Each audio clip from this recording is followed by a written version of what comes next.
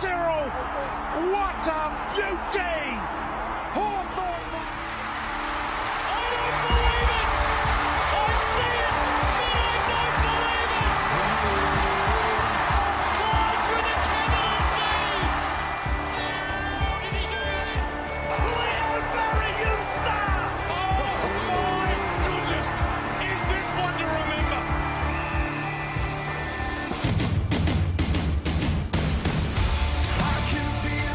G'day community and welcome to the Jock Reynolds Supercoach podcast. I am Lekdog. I am joined by Patch. Patch, how are you? Lekdog, I'm good. We've got the second, more practice games out of the way and ready for the real stuff to start next week for the Bombers for the real deal. But other than that, I'm all right. How are you? Fantastic. Top of the world. Blues 2-0, baby. Yeah.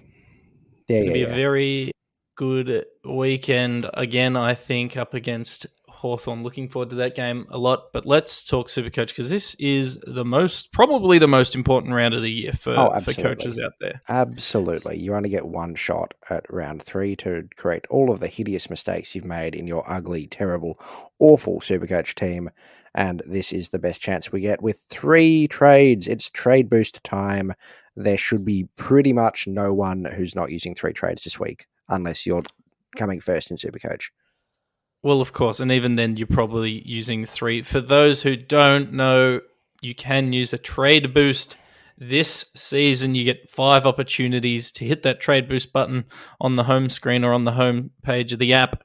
You hit that, you get an extra trade for the week. It comes out of your total 35 for the year. We can only use it 5 times. I imagine you're using it this week in the bye rounds, and then when the inevitable COVID round happens, Patch. Indeed. Well, I think there's argument that in the bye rounds you already get the 3 regular ones, so it'd be 4 during the bye rounds. Don't think you're using 4 every week, but anyway, we'll burn that bridge when we look to cross it. Burn it, we will. Let's talk about our own teams for a second. Once again, probably had my highest round 2 score of all time, and I plummeted again in the ranks, but that's all right. It's a long season. I want to name one player that I was really happy with, and I mean, it's hard to choose one because obviously guys like Jaden Short and George Hewitt all perform, but I think for me it was Jordan Ridley bouncing back, Patch, your man, 102 Supercoach points. That's probably what I expect him to score most weeks, but it was nice to know that I held the faith last week after a very poor score, and he rewarded me with a 102. Yeah, exactly. It was nice to see him bounce back, and he looked, especially early in that first quarter, he spent a little bit of time manning Joe Danaher, which I could see from my spot in the bleachers, but had that loose role for chunks of the game, took intercept marks, looked like the Jordan Ridley of old, I say about a 23-year-old player that has just played his 50th game. Well, that's the surprising thing. I didn't realize until they posted it, or someone posted on Twitter, that it was his 50th game, and we're harsh on a guy who's only played 50 games. Patch, I'd like to get someone that you're happy with from your team. I'm happy with the only thing that I was happy with out of Saturday evening's Brisbane and Essendon game was coming away from that game and discovering that I had accidentally forgotten to take Jack McRae's loophole and instead left the captaincy on Lachlan Neale, who scored 198 Supercoach points. That is, I think that might just be your subconscious coming through, knowing what was going to happen. Or I was just very busy on Friday and forgot. Because I'm an absent-minded airhead. But you know what? I like your I like your description. We're gonna go with that. It's my subconscious being smart and not very dumb. But hey, it doesn't matter how it happened. It happened, and I got those sweet Supercoach points from a very good game of football. This kid could be something one day. My disappointment, Patch, for the week, was Taron Thomas. And it's upsetting because he was actually playing the role that I was expecting him to play. He had 10 disposals and a goal. He was playing through the midfield. He was looking reasonably dangerous early in that game. And then at the end of the second quarter, went to smother a kick. I think it was Witherden, and got kicked in the ribs and did not get up again. Went to hospital. He's a forced trade, but it's annoying because obviously played really badly last week and then finally was doing what I wanted him to do, and only played half a game of footy. So less than half a game of footy, 38% game time. So disappointing for me, but happy to use him as an opportunity to corrective trade this week. What about you? Well, I mean, if I were a professional footballer, I would simply not smother a football with my heart. I might smother it with a slightly less valuable part of my body, but that's why I'm not a professional footballer, I guess. Sure. Look, there are two that I was kind of, a little bit annoyed with for various reasons. One, Mitch McGovern reverted to what I feared he would always be and scored 40. So we will no doubt talk about that later on in the pod. But that was a bit of a letdown to start the week. And Lockie Whitfield as well. I was really hoping he would bounce back alongside Ridley and Crisp. And he didn't. And that's really annoying. He's now averaging 71.5, has scored 73 and 70, if my quick maths is correct. That sounds correct to me. Which isn't great for someone I paid 500k for, but yeah, we digress. I still scored 2,300, which is fine, I guess. But yeah. Well, let's push forward because we will talk about these players later in the pod. The first thing we're going to do, Patch, is just quickly fly through the games. We're going to look at Old Faithful fan footy, go through the injuries because these are essentially going to be the forced trades that we have to make this week. And these are the priority trades of before you look at anything else, before you look at your underperforming premiums, your rookies, your whatnot. Go through the injury trades. That's the priority. I don't care if you're scared about Max Gawn losing cash as opposed to, Taron Thomas taking up a zero. You trade the injured players first. That's just what you do. Yeah, of course. Injured players come out for the Bulldogs v Carlton. There wasn't anything too Supercoach relevant. Norton got injured, unlikely to play. Crozier came out with, did he have heart palpitations? I believe that was what he had. And Oscar McDonald, which I think is part of the factor in Mitch McGovern's score, went down with injury relatively early in the game there. Bailey Smith looks like he will come back for the Dogs. So if you're a Bailey Smith owner, hold on to him. Yeah, obviously that Oscar McDonald will be, a lot of people will have him. So you've just got to make do. Just got to trade him out. Was really hoping for some reliable football from the Big O, but unfortunately it's not going to happen. And we'll look at, that's the question everyone's lips. We'll look at some options for you later on in the pod. Well, the good news is if you are an owner of Oscar McDonald, you can trade to Lewis Young next week, who looks likely to replace him if he doesn't get up. So you can get another key position. Do we get defender in? Brody Kemp? Maybe. Is he a chance at all?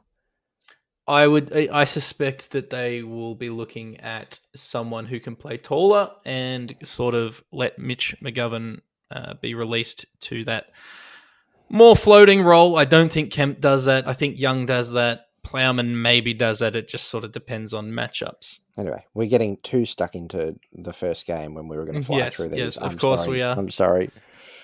Nothing in the next game. Looked like there were just nothing injuries, relevant.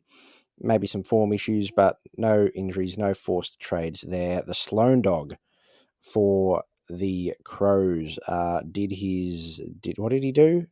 Right quad. Quad was iced up late in the game. So if he misses, they said Laird was a chance to play this week, so maybe he comes back in, and I think it's a good opportunity for Ben Keys, who was identified by Mardo on the website all preseason, to continue doing what he's doing, because he is averaging about 135 right now.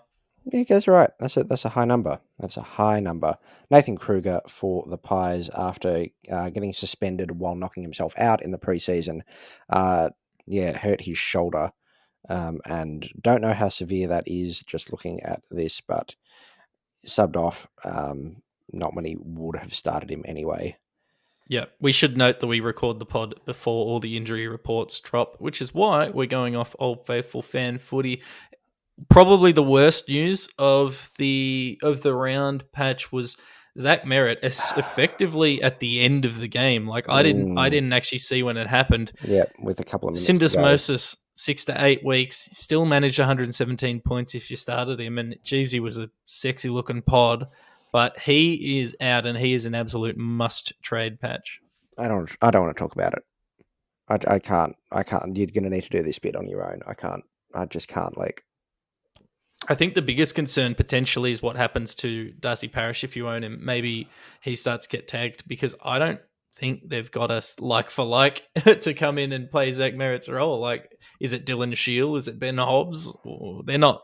They're very much different players. No, honestly, it could be Nick Martin, because I would have put Carl Langford towards the top of that list of players that can use the ball pretty well, and Langford's missing, and Nick Martin would be next in line there. Maybe a Mason Redmond flies up the ground a little bit more. Braden None of Ham these might get a names run, excite me. but yeah, no, none of them you'd be players you'd be looking at in a classic, and even in a super, like even in a draft, you'd be struggling to justify bringing any of these players in. I think it's good news for Nick Martin when he gets back this week, but outside of that, it's just bad for Supercoach. It's bad for Essendon. It's bad for the world, honestly, because a world in which Zach Merritt is not playing football is not a world I wish to live in. Well, let's push forward to the next game, because I think that's all the Supercoach relevant. This one isn't relevant, but I just wanted to point out that Trent McKenzie, whose leg literally snapped off his body last week, still went out to play and ended up getting injured again. Shock, horror. Chadley Wingardius III was subbed off after kicking 2 goals. I would argue because he wasn't wearing sleeves. Yep, rightfully so. He's given us a flash of it, and then he's disappointed. And honestly, there's no greater betrayal than deciding not to wear sleeves after finally being let loose. And, I said some nice things about him when he was wearing sleeves, and I take them all back. All right, let's quickly push on through these remaining injuries. There wasn't anything major out of Gold Coast v Melbourne. We look at the North Melbourne v West Coast. There's about 6,000 injuries for North Melbourne. Taron Thomas, as we mentioned, he'll be a trade. Davies Uniacke also will be out for 12 days, I think, with concussion protocol. So he might be a hold if you have him, but geez, if you're going to get rid of him, this is the week to do it. Yeah, well, he dislocated his shoulder as well, apparently, which, not a doctor, doesn't sound fun. And then there was a bunch of injuries in the Richmond Western Sydney game. But there is no you've one. forgotten Braden Ainsworth from the West Coast Eagles, the most fantasy relevant player in the world. No, skipped him. Saw him. Skipped him. Richmond GWS, there was a bunch of injuries. None of them really Supercoach relevant. Although I've seen quite a few people pointing out that Whitfield looked pretty hobbled and had copped an injury the week before as well, which I don't think we noted on last week. So just something to consider, and something that I'm slightly worried about. But then here's an even bigger one, Patch. Oh boy, literally and metaphorically. This is a tough one, because this will lead in. We might even do we lean in now to the ruck conversation. Yeah, we're going. Sean Darcy goes down. He scores 72 Supercoach points. Coaches who started him would have had like a Hayes on the bench gone, I'll take the Hayes too. I'll keep him. He can play next week. That's fine. Now he's injured. Don't know what the extent of that injury is, but it looks like he's going to miss some time. I think they released an injury report before, and they said he's at least going to miss next week. That's not good. The ruck line isn't very good. No. The ruck line's the forward line. It is. It's the poor man's forward line, and we are all poor men on this blessed day. It's real bleak. Real bleak. Sean Darcy owners, I would say that's pretty close to a forced trade, unless you think you can hold on to Hayes for a few weeks and he keeps pumping out 70s. Max Gawn is also one of the most traded out players this round, after averaging 90 from the first 2 games, with Luke Jackson looking particularly good. My question to you, because everyone is saying we have to trade these guys, who the hell are we trading them to? Well, that's the question, isn't it? That's the very, very difficult and like the ruckline has been easy peasy lemon squeezy for years. You pick Gawn, you pick Grundy, you're set, you're fun, you're off, you're happy go lucky. And this year it is difficult lemon difficult. And I am stress depressed lemon zest, because this is not a good time, not having fun. And Tim English is probably the standout option, averaging 111, had a really, really good first round and then scored 99 this week. But Steph Martin still comes back into that side at some stage, you'd assume. And what impact does that have? I don't know. I'm not going to stick around and find out, I don't think. Braden Bruce plays for the Giants. Leon Cameron is coaching the Giants. I don't want any of that. Rowan Marshall scored 67 and Paddy Ryder comes back next week. No, thank you. Jared Witts is coming off an ACL, and despite scoring, 130 odd in the first round, which I'll admit didn't see coming, was wrong on that, scored 75 this week, which I think is about where he's at, which makes a lot of money, but when you trade Gawn down to Witts, but does Witts make cash averaging 75 or 80? Not a lot. Sam Draper can't kick a football. Luke Jackson is very young and will have ups and downs. I'm scrolling down a lot here, and there's not a lot. Riley O'Brien, Oscar Mack, Tom DeCon. Let's talk about what we're going to do. So I'm a Max Gawn owner. I'm going to hold Max Gawn because I don't like any of the options available to me. I don't see anyone else in this list at this stage and say they are going to be a top 4 ruckman this year. That person to me hasn't put their hand up yet, which is a concern. But if I was going to take my opinion of just holding Max Gawn and eating the cash loss, I guess here's my question to you, Patch. If I'm holding Max Gawn, yep, I'm going to lose cash. Yes. So if I trade him to someone who's going to make cash, my end goal is probably to bring Max Gawn in later on anyway. Probably. And in a year where everyone's going to get COVID and having a full team of upgraded players is going to be difficult, does this help me get there? Define help. Because I suspect cash flow will be a big, big issue for us this year. And if you can start that early, that's good. If you can redistribute that wealth, then that's potentially a good move. But also, it doesn't feel good. And I think you got to go. If you're going to commit to it, then commit to it. Because what I've done is I've gone to your boy Paddy Cripps, leaving Jack Hayes at R2, which honestly makes me feel sick to my stomach. It probably should. Who do you have at R3? Hugh Dixon? Hugh Dixon. Yeah, I don't feel great about this. I do have the big X, Tristan Xerri, up forward, who will gain ruck DPP PP. The extra PPs are for... They're a typo. What's the Simpsons quote? I'm lost. What's that extra P for? Yeah, exactly. So Xerri could move into the ruck line to make cash and fill a hole come round 6. Do I get to round 6 without screaming into a bucket? I don't know the answer, and it feels really bad, and I need at least another 3 days to digest all of the machinations and what's involved in that. But at this stage, that's either him or, if you're confident in Bruce, going to Bruce. I think they're the only 2 ways you really do it. Otherwise, you're taking a gamble on someone and you're just probably better off just sticking with Big Max, and he'll come good and will be a top 4 ruck. Even if he averages 100, that's still enough to be a top 4 ruck. But it's a lot of cash he's going to bleed on the way there. Cash. A lot of cash. And he's already going to bleed a lot of cash, break even 200. Braden Bruce, I'm not advocating for as a selection, but he will, I'm assuming, come into that GWS side, 21 disposals, 41 hitouts on the weekend in the VFL. I think if you're trading Gawn, if you're trading Darcy, you are picking a ruck forward, you're picking English, Jackson, or Peter Wright. Oh, no. Whichever one of those 3 players you think is going to be a top 8 forward, and then your intention later on will be to bring probably Max Gawn back in. I think you're right in having Xerri in your forward line is going to be helpful because he will gain ruck status, but I think it's very ballsy to be laying your expectations on on-field Jack Hayes, who is playing for St Kilda, who I'm getting bad vibes from. Oh, yeah, I've been getting bad vibes from St Kilda since the replay of the 2010 Grand Final.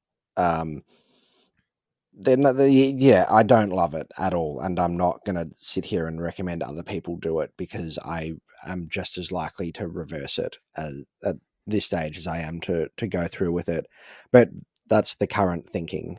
The thoughts rattling around my big old empty brain at the minute is that's what I'm leaning towards. Whether or not it's a good idea really does remain to be seen. And at this stage, I'm still leaning towards wanting Gawn because I think that cash is more useful elsewhere, and this is where we can start discussing, what the vibe is this week. Are we looking to generate cash? Are we looking to jump on players that, we really want to bring in before they explode in price and become unaffordable? Do we want to get rid of guys that are underperforming? Do we want to make sure that your cash flow is set before you do anything else at all? What are your priorities this week once you've looked at Taran Thomas and taking care of all your injury trades?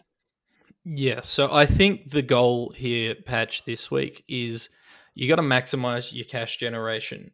That might not necessarily mean targeting just rookies, but what we need to do is target players who we know are going to generate cash over the course of this season, or at least until over the course of let's say the next 6-7 weeks. Until the buys, yeah. Until the buys. So there's a bunch of value picks which we will talk about. Your Paddy Cripps, etc. I don't know who else is a mid-pricer that's playing well. Isaac Heaney, Tom Green.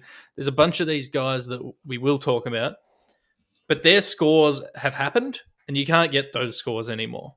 So we need to look at them. But if I trade Cripps in, his 162 sits on my field, and it looks like I've scored 162 points from him. I have done that at the moment, and it does look very nice. Really pretty. It does look very nice. But right, it's McRae 142, Miller 140, Clayton Oliver 120, Lockie Neal 198 with a big orange C on him, Paddy Cripps 162. It makes me feel smart, and that's not a feeling that happens often. Well, and you know what? It would have been really smart to have him before he scored the 162. But we don't have him. So we've got to we can definitely take stuff out of the roles these players are playing, out of the stats that they're accumulating, about how they're scoring. But what we can't do is take those points they've already scored. So our focus must be on cash generation. So let's start. Fine.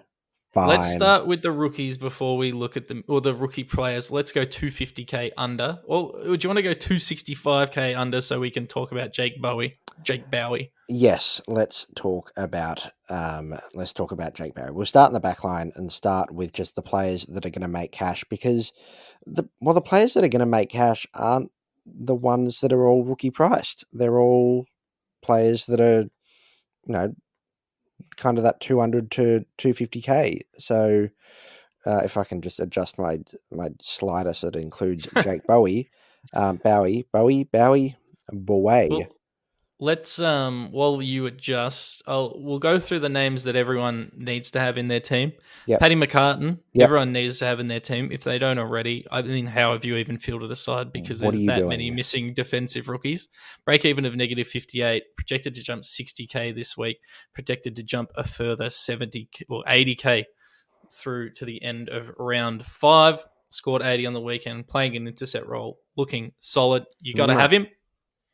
Mitch Hinge, some question marks over sort of his health and etc., but 84 points on the weekend, break even of negative 28, averaging 67. He should see some cash generation, although I think it's capped just because of his starting higher price and propensity to get hurt, but he's someone we need to have on our bench. He's playing, and that is enough. That's just big tick. Lock it in. And then is it like Josh Gibkiss next? Yep. 171k, break even negative 4. He'll jump 25k this week, and then eventually he'll be a slow burn, but should get, by the buyers, we're hoping for 100 grand maybe. Yeah, if he gets to 270k, that is an absolute win. I'm expecting 250. That's enough, really. He's more the warm body to cover a COVID round or cover things going drastically wrong at this stage, as opposed to being a rookie. And I think they're the only essential players in the back line. They are. They're the only essential ones. So That Joel feels Smith, good. 177k. He's averaging 50, which is essentially Josh Gibcus, but $6,000 more. And you feel like there's more upside with Gibcus because he's younger, I guess. Maybe I don't know how Melbourne's defence is rolling together with a bunch of injuries that are happening down there. Bit of a concern. Maybe I don't know. Sure, maybe whatever. Luke Foley is another one people are discussing at 244, 900 break even, -18. Scored 63 this week in a decimated West Coast side. I don't even know if he's in that side when all their players come out of health and safety. He's still in there, but whether or not he averages 40 or 70, I honestly couldn't tell you. Has lent more towards that 70 side. I'm not overly interested or keen. I think Bowie is the one that is of most interest. He scored 151 on the weekend, if you missed it. Christian Salem gone down, and Bowie looks like he's taken that role. And oh boy, did he make it a lucrative one on the weekend. He had 34 touches, 9 marks, took some kickouts, 18 contested possessions, which is nuts for kind of an outsidey midfielder, outsidey halfback flanky role. Is it sustainable, Lekdog?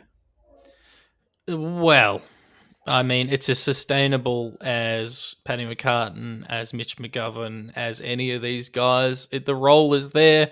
The execution can be questionable. So in the regular season last year, he averaged 61 across his 4 games.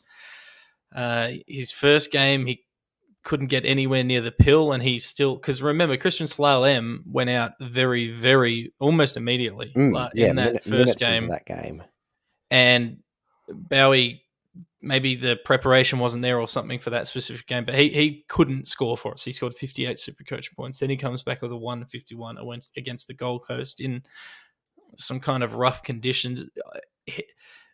If I was someone who didn't have any bench cover in defense, I'd be looking at trying to find a way to bring Jake Bowie in. But are you going to go from a Whitfield down to a Bowie? It feels very much like the Gawn down to Brad and Bruce conversation. You're going to make a lot of cash to do it, but what's the end game here?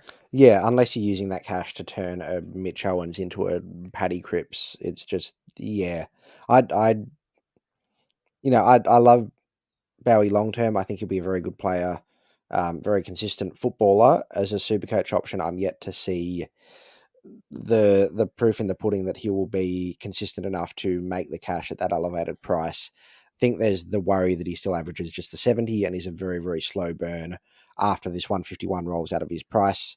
The more I think about it, the less enthused I am by him.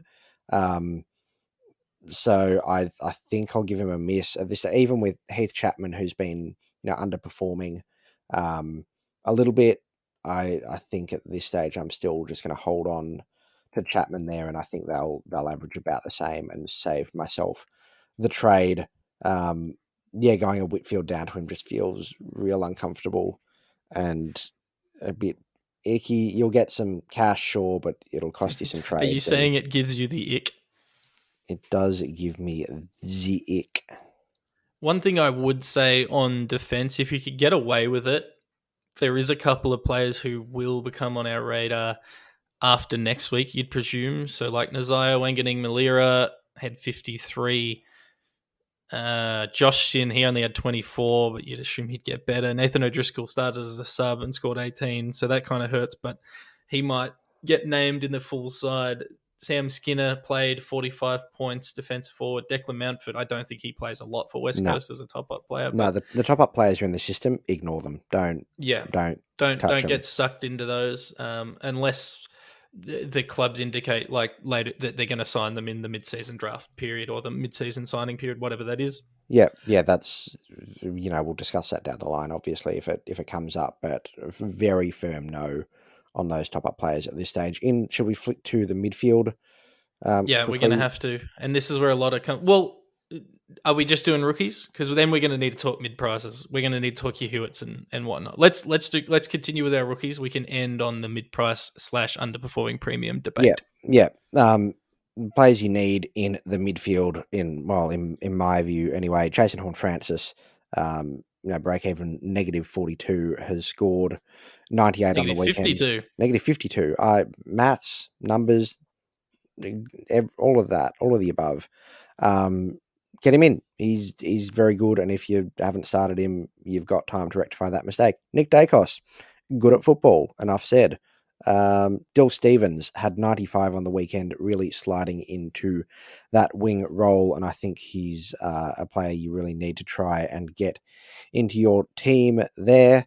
And I think I don't actually have Dylan Stevens, so if I was looking at him, I would have to upgrade. So upgrade a bench rookie. So I'm debating between him and a bunch of these names you're about to go through. Well, then we go into, say, Connor McDonald, who I think probably gets a decent run at it. And I think if you don't have him and, you need to bring in a rookie price player, he'd be the one to look at. Josh Ward, though, Lekdog. Josh Ward is averaging just the 45. Yeah. And he looks slightly better on the weekend, 53, but he's break even 16. At the moment, Supercoach only has him projecting to jump by about 10k a round over the next few rounds. I mean, I think him down to Stevens might be, for me personally, an option to look at, but it's hard. It just feels like I'm throwing away a warm body. In it, he might come out and not get named next week against the Blues patch. They might just say, no, the Blues midfield's a bit stronger than we'd like, and bring in a more seasoned body. They got a few guys playing in the reserves like Howe and a bunch of guys like that are playing pretty well. Maybe that'd honestly help me a lot if he didn't get named. But if you don't have him, or you do have him and you don't have the luxury of trading him, Patch, what do we think is going to happen here? Well, I think he's not going to lose cash this week, so you get another chance to have a look at him. You see how he's tracking, see if any other rookies pop up. But I think the move is to go to Stevens. I'm looking, as I said during my team reveal, I'm looking at Davies from the Gold Coast Suns, who's looked quite good in the first two games, and has pretty much locked himself into that side. He's 202k. Scored the 66 on the weekend and had 99 in round one, or 90 in round one, sorry, and plays very Supercoach friendly role. I think he's a good pick in the midfield as well. Patrick Naish scored 90. We've spoken to how we don't really have a huge amount of confidence in the West Coast side at the minute, but I think he's a decent bet. And then if you want to get into the discussion of Will Brodie in the midfield as opposed to the forward line, then now's the time, I guess. I think Will Brodie is pretty close to a must-have. His time on ground is still concerning. Spent a hell of a lot of that last quarter on the bench again. Don't really know what's up with that, but his points per minute are so high at the moment that he's still able to pump out a 101 on relatively small time on ground comparative to sort of everybody else. He went at 70 points per minute this round and 80 points per minute last round. Sorry. He went at 1.4 points per minute. 80 points per minute. No, holy that would be a lot of points per minute. No, that was his minutes. It would also played. mean that he's only getting 1.2 minutes a game, which would be very concerning. Well, no, he played 70 minutes and scored 1.4 points per minute, and then in round 180 minutes played and 0.9 points per minute. So he racks it up when he's on the field. There is still for me some question marks, but I think trading him in is a reasonable option. Him and Naish both give forward mid flexibility as well, which is particularly helpful. Same as Josh Rochelle, who we'll talk about in the forward line. That to me, if you're looking at these expensive guys, that forward mid flexibility just gives me a little bit more confidence than your man Alex Davies, who's mid only, just because I know at some stage something bad will happen and I will need that flexibility. Yep, I don't hate that either. Jake Saligo we thought might be a decent chance. Scored the 7 after coming on as the sub, which you hate to see. Not ideal. And that's, we had Finn McGuinness, who's also forward eligible, has scored 40 and 45 both weeks. Doesn't look like he's going to get a huge run at it. No, he scored 63 the week before after a goal in the last quarter, bumped him up. Hasn't set the world on fire, not convinced he's best 22 for the whole way through the season. Midfield is not quite the gold mine I was hoping it would be. Well, the other guy is Jared Berry as well at $268,500, 67 round one, 76 in round two. Actually started tagging a little in the, not a hard tag, but was running with, I think it was Merritt in the second half a bit, just to limit his effectiveness a bit. I think this 76 is what we expect from him, and at 270k, that's really solid. I don't know the maths on if he's going to make a hell of a lot of money, but it's solid on-field points. If we're going up to that price point, we're creeping into mid-price territory here. So this is not what we're going to do. But Jack Caldwell, a little bit cheaper than that. With Merritt out, I reckon he'd be potentially top of the queue to slide into that role, who I forgot to mention when you asked me earlier. 266k, scored 90 on the weekend, looked pretty good. Also a chance to get forward eligibility when the round 6 thing rolls around. It could be worth a sneaky little look in. Yeah, I guess the only question we have to ask ourselves with these 250 plus K guys is how do we get to them? Yep. Who are we trading to get to them? Max Gawn, for 3 of them, what could go wrong? Yeah. Max Gawn, 2 non-playing rookies, and bring in 3 200k players. It's as simple as that. Look, maybe you'd said we need to get the cash gen going, and that would sure as hell get the cash gen going. Thomas Barrow worth a shout as well, 260k, scored 100 on the weekend. Getting CBAs in that very good Demons midfield is nothing to turn your nose up at. No, and a guy that Clayton Oliver flagged for us, and Clarkey flagged for us, because Clarkey actually started him in the end. So he did, very impressive, and it looked bad after round 1, but it looks good after round 2. Yep, and just look at us turning our nose up at 2 people smarter and more in the know than both of us. And who's laughing now? Well, I don't know. Clayton Oliver didn't know who the ruckman was going to be, so they are a fair way up. Like, hurt your neck a bit. He's very tall. They're both very tall, and they jump. It's unfair, really. Jumping. Right. Let's push into the must-haves in the forward line patch. Jack Hayes, we've spoken about, because the ruck line we don't need to talk about. No. Tristan Sherry, he scored 80 and 120, break-even -77, 208k, is going to get ruck eligibility, projected to jump 60k this week. If you want him, this is the week to get him. Yep, if you don't get him this week, don't bother. Has had the lion's share of the ruck. Todd Goldstein has been told, down the forward line, mate, we're giving you a spell. 24 hitouts to Goldie's 20. The changing of the guard is well and truly happening. I don't know how, but even with Coleman Jones in the side, Coleman Jones is playing pretty much as a pure forward, which I think gives Cherry a reasonably good run at it. He's, important to note that, he played this weekend against Callum Jamieson, I think, in the ruck, and Bailey Williams, who are, look, they're not the greatest rucks in the world.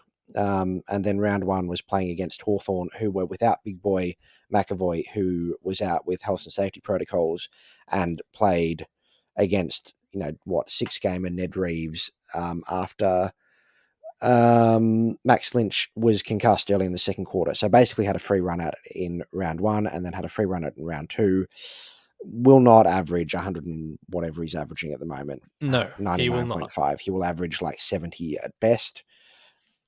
So, still make cash. Still, I think, a very good pick, and one that if I didn't have him already, I would be targeting. But just be warned, he's not going to average 100 all season. No. And it will quickly touch on it at the end, but he's being traded in for the following names: Lockie Whitfield, Max Gawn, Mitch McGovern, Dustin Martin, Jack Steele. We should shout out that Dustin Martin as well did not play on the weekend. We don't know when he's going to play. He's out with some mental health things, so he is probably in the canon for being traded out this round if you're an owner. Agreed. Nick Martin, we don't need to talk about because he is not on the bubble. Do not trade him in early, particularly if he's just had COVID. I don't know if he had it, but he was certainly out. Yep. Josh Rochelle, if you don't have him, you have to have him. $185,000. Regressed to the mean a little with his 58 on the weekend, but he's still going to be a fantastic selection for us. I think Paddy McCartan, we've already spoken about. These Collingwood boys, Patch, I don't know what to make of it. Jack Ginnivan and Beau McCreary. I actually really rate Beau McCreary, but I don't know if one or a couple of good performances make him and Ginnivan Supercoach relevant. No, especially not, surprising wins for the Pies as well, which I certainly didn't see coming. But yeah, Ginnivan scored 119 on the weekend and is now averaging 91.5. Beau McCreary scored 97, averaging 86.5. Both of them are, Ginnivan's $199,900, McCreary $210K. In a weird kind of nebulous zone. I've currently got Ginnivan in. I've brought him in. Whether or not he stays in remains to be seen. But I think that, there's cash to be made there. They're really high on those midfield rotations and they're getting a lot of blokes through there as opposed to, some clubs which are just having 4 midfielders and that's it. So there's scope to score a lot of points in that side. Whether or not they can do it consistently, I think it might be for, Ginnivan, it would be a very short, quick, sharp rise potentially. I don't think they're must-haves though. If you don't have them, it's not the end of the world. Naish, we've kind of spoken about as well as, we don't know where he'll stand permanently, but 90's pretty decent. 90's very decent. Willie Rioli is doing his darndest to get suspended at 225K. Dame actually shouted him out pre-season as someone we could look at. Just not someone I'm willing to take the risk on. I just don't know how much value this data from West Coast actually provides us. Stephen Gnigliog is in everyone's team, but if he's not in yours, you need to get him in. There's none of these cheapies that are must-haves, Patch. It's Hugo Ralphsmith, scored 83 when he wasn't playing as the sub, looked good. Charlie Curnow scored 113, kicked 5 goals. He was my lock pre-season for the Blues to be the best selection of the bunch, but then he also scored about 40 in the first round. He actually scored 36 in the first round. Not great. And then Mitch McGovern's a very popular section at 240K. I think I'm in the camp of probably hold him. I think if you didn't expect him to drop a 40, you probably weren't paying attention. Yeah, exactly. But it's very easy to knee-jerk and panic trade. I think he probably is better than most of the players you'd be trading him to, unless you'd need a Rochelle or you need a Cherry or there's someone you've missed. Otherwise, I think you probably hold him. I don't think you trade McGovern to Ginnivan at this stage. You hold the trade and address any other potential issues. The other one at 270K, Archie Perkins as well is a name that could get some midfield minutes with Zach Merritt out as that classy smooth mover. I'm not doing it. I'm not going to suggest doing it, but if you're braver than I am, why not? Why not?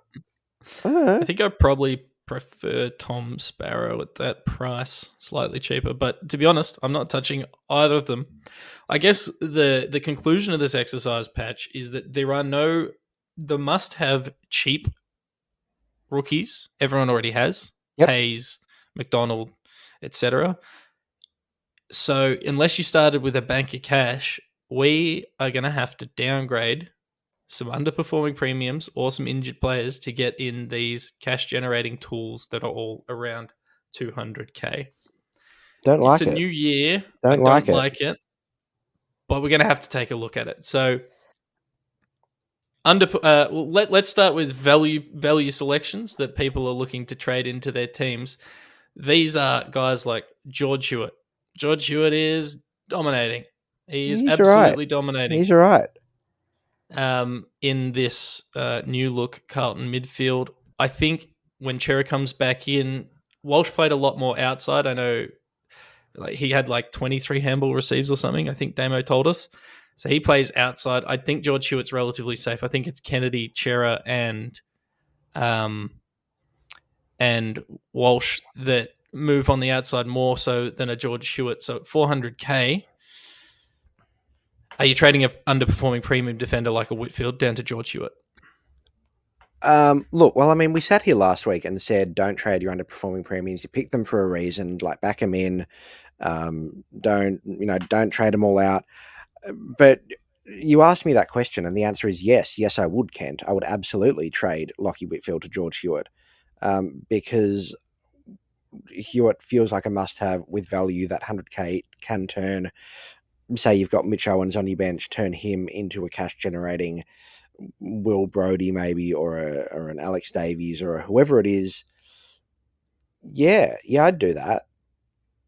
Patrick Cripps, Patch, this is the first time he's kicked multiple goals in consecutive games, rounds 1 and 2, averaging 147. He's unbelievable. I'm going to trade him in and break him. I'm going to do that. I'm just telling you now, community. Are you going like I don't know who people have that's underperforming, but are you going like a Clayton Oliver down to a Patrick Cripps? Absolutely not. No, it would need to be somebody that is underperforming, and annoyingly, most of the midfielders are not underperforming. People traded Jack Steele out last week because people be like that sometimes. But I wouldn't be doing that with any of the big midfielders. Obviously, Zach Merritt, dearly departed, God bless his soul. Zach Merritt would be a prime candidate to trade down to a Cripps, or potentially, a Rowell if you'd rather go that way. Yeah, I don't know. Well, you're the one I should be asking this. Do we need to move heaven and earth to get Cripps in? I know those scores are in the past. That we can't get that 162 he's just scored because it's Gawn. Is he going to do it again? Like, is he a must-have? Is he going to average 120 for the rest of the season? I don't know. No, I need the answers, Lekdog. I need this. I mean, if we go through his career averages and you believe the fact that he's healthy, blah, blah, blah. I do. I need to believe that he's healthy, Lekdog. So 2015, 96, 2016, 108, 98, 119, 117, 97, 83. We're at 147 right now. So there's he's about a 50% chance of averaging either 117 or 97. At this stage, it looks like he's averaging 117 for the year. At this stage, it does. He's getting freed up by George Hewitt. Adam Cher is playing inside a bit as well. All he has in the practice game in the first game, feeding it out to him a bit. Patrick Cripps is also, when he's going in and being the first one at the coalface, as they say, he's got a lot more targets to hit those handballs to. And you know what? They're actually structuring up with a decent midfield structure, which is to the benefit of Cripps and Walsh, and they're all handballing, and there's a lot of handball play. I think we out handballed Bulldogs by like 40 or something the other day, and they were second in the league last year for handballs. So it's a completely different game style, and he is benefiting from it. And I think there's relative safety because of his ownership number as well in trading him in. However, I'm not trading a performing premium to him. I'm not trading Max Gawn to him. I know you have. Hello. I'm trading an injured player to him, or I don't know, something else. I don't know the situation where I would feel comfortable trading a 600 plus cost player to Patrick Cripps or Isaac Heaney for that instance. Yeah, well, to cut through, I think the answer to your question, which you didn't want to say, but from everything you said, that's a pretty definitive. Yes, he's going to continue scoring well, and we know that won't be 147 for the rest of the year, but everything is lined up that unless he, injures himself or there's a drastic change to the way Carlton are playing their football, which you wouldn't think there would be considering they're not playing badly. I think that's a pretty definitive. He's a very, very good selection. Let's do this inversely, Patch, because I do actually need to jump off the pod very soon. We do have a time commitment. We do. Let's do the inverse of this, because I don't mind who people trade to this week if they believe they are good selections. What I'm more worried about is who people are trading out. I'd love a quick yes, no from you on a couple of these names. Oh, okay. Hit me. Lockie Whitfield. Yes. Max Gawn. You know what? My gut says no, but I've done it, so yes. Dustin Martin. Yes. Jack Steele. No, I say, not knowing what Steele scored on the weekend off the top of my head. 111 he ended up with. Oh, no. No. Cam Rayner. Yes. Tom Mitchell. No. What did? Hang on, let me. He's averaging 81. Scored 82 and 80. Yes. Zach Merritt. Yep. Heath Chapman. Yes. Zach Bailey. Yes. And final one, Jade Gresham. Yes, I think, maybe, perhaps. I think I'm a no on Jade Gresham. Scored 51. 51 this weekend. Scored 100 the week before. Scored 109 last week. I think he's going to be bouncing between those numbers. Yeah, look, you're not consistency is not he's going to be key. No, you didn't pick Jade Gresham knowing that he would score 78 every single week. But that said, if you've got the capability to turn Jade Gresham, who will average 80, into Patrick Cripps, who, based on everything we're seeing, will average 120, I think it'd be a no-brainer to do it. Yeah.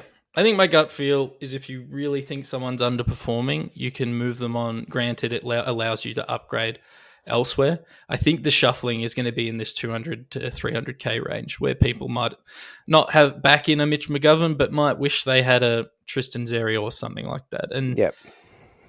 I think the core focus for me, community, is to maintain cash generation. It just so happens that this year that requires their players being more expensive. Yes. On the flip side, I know you've got to jump off very, very quickly, but players that people will be looking to trade in will go with a quick yes or no as to whether or not you should be targeting them this week. If you've justified the reason to make a trade, if you've justified, no, I don't like this player, they're not scoring well, I want to bring someone else in, we'll do the quick yes or no through a couple of players that are doing rather well. Andrew Brayshaw. Yes. Ben Keys. Yes. Alan Mills.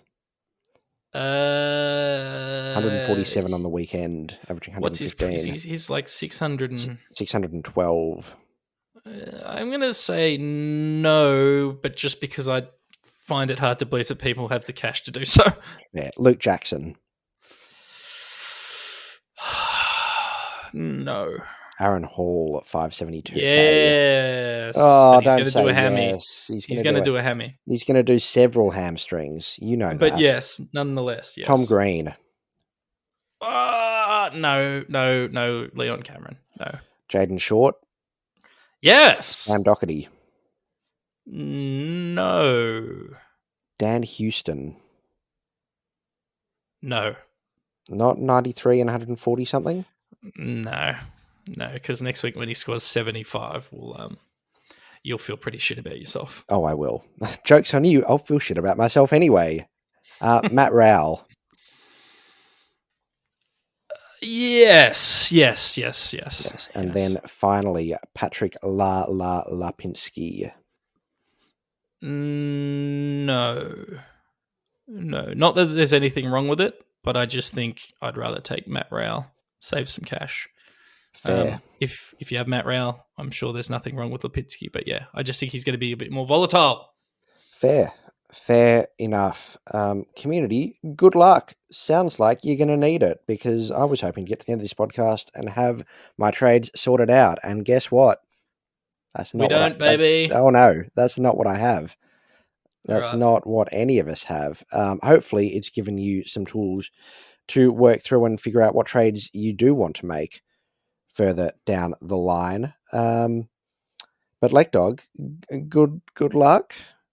Thanks, mate. Best of luck to you too. Thank you for joining me. Community, jump on the website, check out all of the articles that will be dropping throughout the week. Yep, make sure you get your questions in for the mailbag pod. It's back. It's splendid. It's beautiful. Get your questions in to Damo and Clarkey. That'll drop on a Thursday, I want to say. Something like that. Something like that.